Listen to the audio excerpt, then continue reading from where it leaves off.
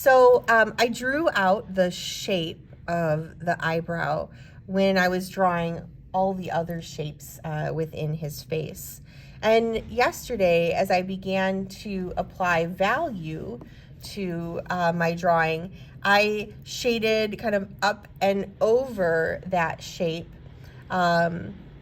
because I wanted to make sure that when it came time for me to develop the texture within his eyebrow, that I didn't feel the need to make those kind of thick Instagram eyebrows that some people have, that I would be allowed to have areas where his eyebrows were kind of sparse, areas where maybe they were a little bit fuller, so that I could create those variations, and I didn't feel like I had to kind of color in the whole area to eliminate the white paper, right? I don't want him to look like he's got little caterpillars on his face. So I can still see the shape here of that brow, and that was important for me, but there's no longer any white paper there. And that's good because I don't want there to be any white based on kind of the values of what's happening in that space on my photo. So I first have thought about shape, and then I thought about value, and now I'm gonna begin to start to think about texture as well. His eyebrows, the hair grows kind of up this way, and it's growing kind of at an angle and off to the side. And so I wanna think about the direction that the hairs are growing. And I want to go ahead and make my pencil marks in agreement with that direction. So I want to work directionally, and I want to work in the same direction that I see the lines within his face, or within his eyebrows. I think grab kind of both of my photos. So I'm going to start by just kind of making it a little darker here. I don't see a ton of texture lines per se.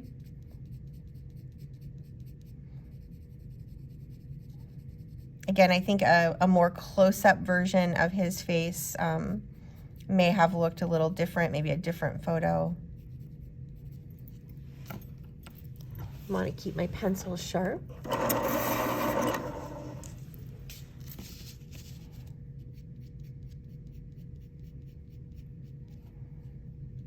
There are areas where the hairs kind of clump together and make a darker value. So I'm going to allow it to be darker in those spaces.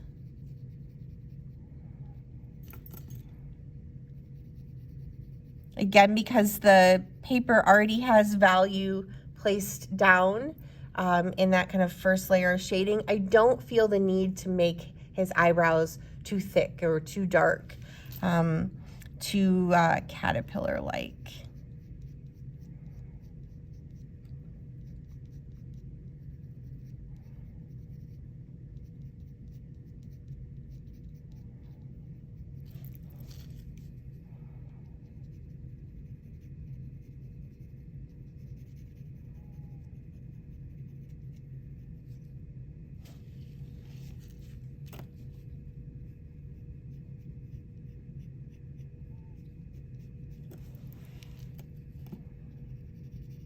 And they kind of connect here with this shadowing that's going over his nose.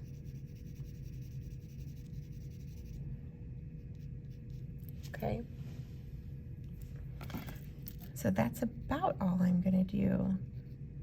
I've left some kind of white spaces, some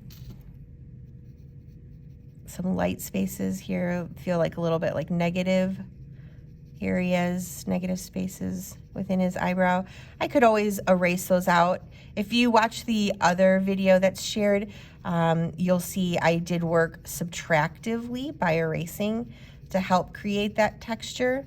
Texture line can be additive and texture lines can be subtractive. Right now I'm working additively by adding material to the drawing versus subtractively, which would be to erase the material. When I work with the eraser, I'm thinking about still drawing a line, only In that case, I'm thinking about drawing a white line as I remove material from the drawing surface.